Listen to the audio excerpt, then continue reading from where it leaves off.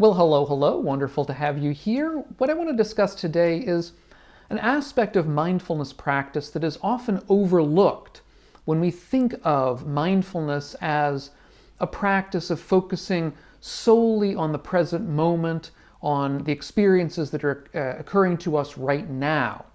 And that is mindfulness of absence. This is something that a recent paper by Anālayo picks out as an important aspect of practice that gets, again, overlooked, and this is kind of surprising.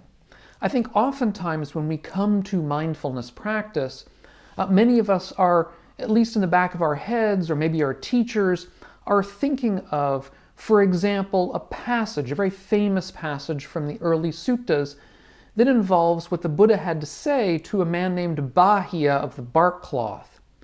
And to Bāhiya, what the Buddha suggested was this kind of instruction. He said, "You should train like this.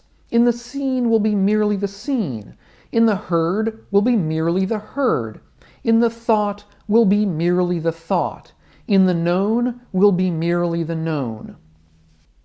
And in this instruction, what we get is this idea that we should be present only to what is coming at us right now, only what we're experiencing right now, only our thoughts as they occur to us right now, rather than getting sidetracked in all kinds of obsessive thinking of the future and the past and all kinds of things like that. I've done a separate video on this whole point. I can leave a link to that down below in the notes if you want to hear more about what the Buddha had to say to Bāhiya. But this is an extremely compressed kind of teaching that the Buddha gives to Bāhiya. Presumably it's one that the Buddha gave because Bāhiya was very advanced. And for many of us, this kind of teaching that I've just said is maybe a little bit too thin to really help us. We understand what the Buddha might say, perhaps many of us do, but we need further instruction. We need to sort of get a little bit earlier on here in the path so we can get to where Bāhiya is. And to that end, as I say, there are other instructions in the early suttas that go a little beyond what the Buddha had to say to Bāhiya, and indeed, in certain ways, kind of contradict it, at least on a face value. And one of these is this idea that we should be mindful of what is absent. And as I say, there's a recent paper by Anālayo, Anālayo being a monastic who is also a great scholar of the early material. And I'll leave a link to his paper down below in the notes as well if you want to read that. And Anālayo's paper reminds us, or should remind us, that there's more to mindfulness practice than simply being aware of what's coming present in the mind right now. And a couple of, what I'm going to do here is to give a couple of examples, a few examples from the early suttas to illustrate this point, that this is not something that Anālayo is simply coming up with, but this is something we find in the early suttas. One example of this point we find in an early sutta where the Buddha is talking about being aware of certain unskillful mental states that tend to arise in our minds. That is to say, from time to time, I think all of us can attest to this, we will have mental states that illustrate greed, or that illustrate hatred or anger, or that illustrate delusion or ignorance. And the Buddha gives a number of different strategies that we can use when this happens. One of these strategies is simply that we should be aware of the dangers involved in such mental states, so that if we have, let's say, a mind state of anger, we should become aware of the danger of that anger, the bad things that can happen if we indulge in anger and hatred. But the Buddha goes farther. The Buddha also says this. He says, "Now suppose that that person is examining the dangers of those thoughts, but bad, unskillful thoughts connected with desire, hate, and delusion keep coming up. They should then practice, or they should practice not attending to and not paying attention to these thoughts." So, to be clear here, the Buddha is giving us a couple of different practices. First, we attend to the dangers involved in such thoughts, let's say of anger or hatred. But if that doesn't work if we attend to the danger, but the anger keeps coming up. Then the second strategy that he's giving us is that we should stop attending to the anger. The Pali word here is asati, which literally means being unmindful of. The word for mindfulness in Pali, the original language of this term, was sati. Asati means being unmindful of. It also means to forget, to not remember, because sati also has the meaning remember. So the Buddha is literally telling us to not be mindful of the anger, to keep it out of our minds. And once this is done, Anālayo points out in the paper, the strategy, the point of mindfulness as a practice is to keep the mind aware of when that negative or unskillful state re-arises. In other words, to keep a lookout, a sort of literally a lookout, like a fire warden looking out over the forest, waiting for the re-arising of that anger, keeping an eye out. That's the function of mindfulness at that point in our practice. Now, such a mindfulness of absence is indeed explicitly discussed in the Sutta on the foundations of the four foundations of mindfulness. Now, some of us will know that the Sutta on the four foundations of mindfulness is indeed the root text for all of our mindfulness practice. It comes out of that text from long ago. And indeed, I have a series of videos on the four foundations of mindfulness as well, if you're not familiar with them. But in any event, in one of those foundations, the third foundation, which is called mindfulness of mind, the Buddha tells us that we're supposed to be mindful of when our mind is free from anger, and when it's free from greed, when it's free from hatred, when it's free from delusion. Also, we're supposed to be mindful of when the mind doesn't have samadhi or focus or concentration. We're also supposed to be aware of when the mind is not liberated. We might say when the mind is not enlightened. And these are all ways that we're supposed to be mindful of absence. And there, indeed, I've illustrated just now two different kinds of absence. We're supposed to be aware of when the mind is absent of certain kinds of unskillful mental states, when anger isn't present, when greed isn't present, when ignorance or delusion isn't present.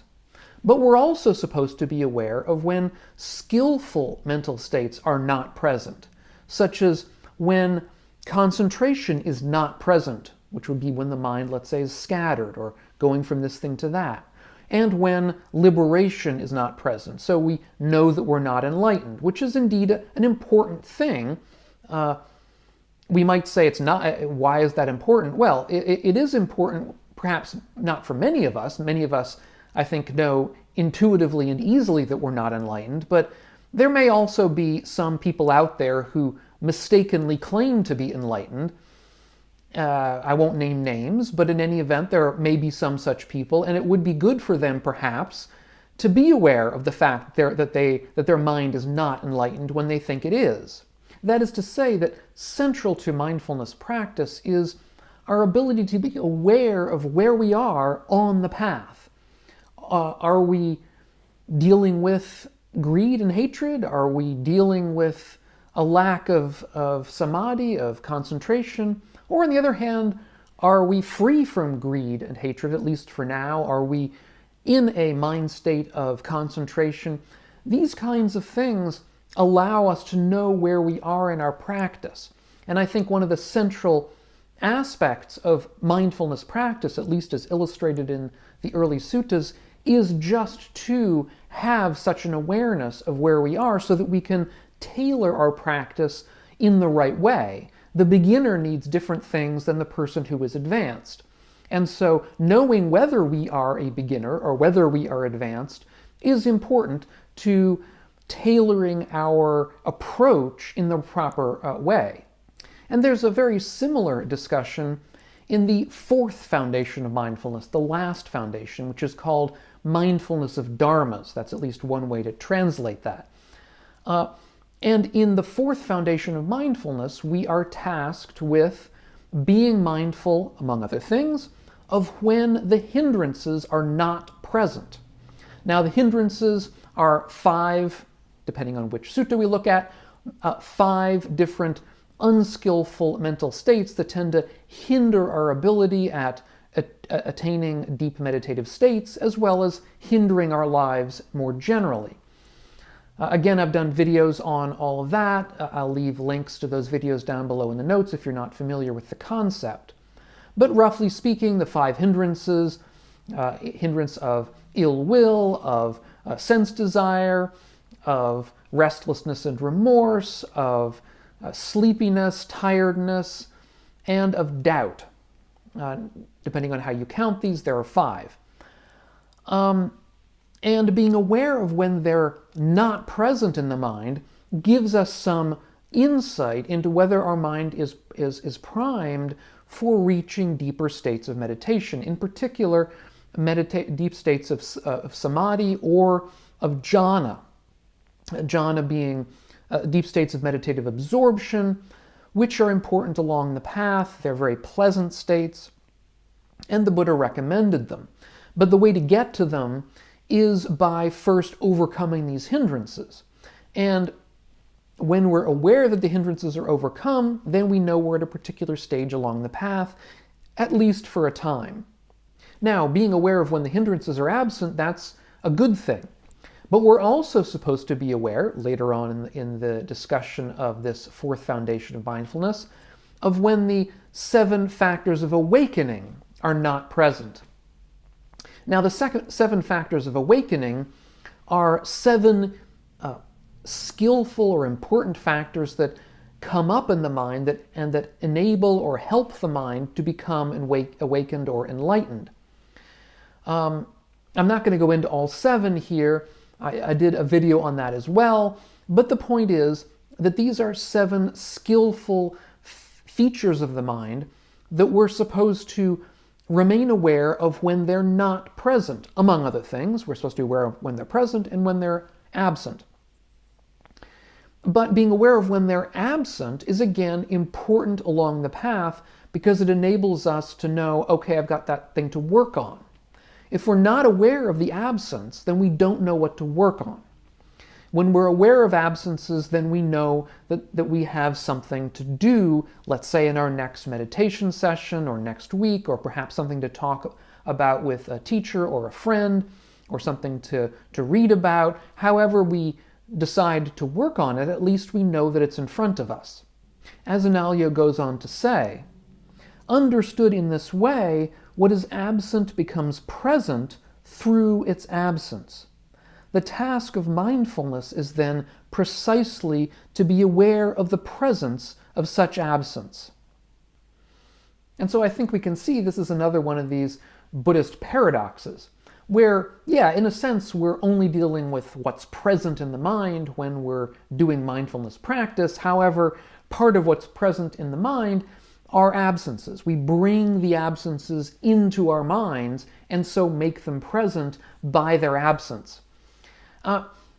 And in this way, let's return to the Buddha's instruction to Bāhiya, where the Buddha tells Bāhiya, among other things, in the seen will be merely the seen, and so on. And we may say that maybe this technique of learning about absences is simply one that Bāhiya didn't need. Perhaps he was so far advanced that, for example, the hindrances were never present to him in his meditation when he was talking to the Buddha, or at the time that he was talking to the Buddha. And so he didn't need to know about their absences because it was already beyond that kind of practice. But if that's the case, if that's the reason why Bāhiya didn't need this, well, we're not all in Bāhiya's place. A lot of us need some further instruction to get there. And I think it would be valuable in that case to look at and consider the Buddha's instruction to Bāhiya and what it really means, because there are other suttas actually that discuss that very instruction in a bit more detail than we find in the sutta that simply discusses Bāhiya. And I discussed all that in a separate video, and I'll leave a link to that video up here on the screen if you haven't seen it. So thanks so much for checking out these videos of mine. If you're getting something out of them, take a look at my Patreon page, which is linked down below, and consider if you want to help support the channel and the work that we're all doing here. Thanks so much, and we'll catch you on the next video. And meanwhile, all of you, be well.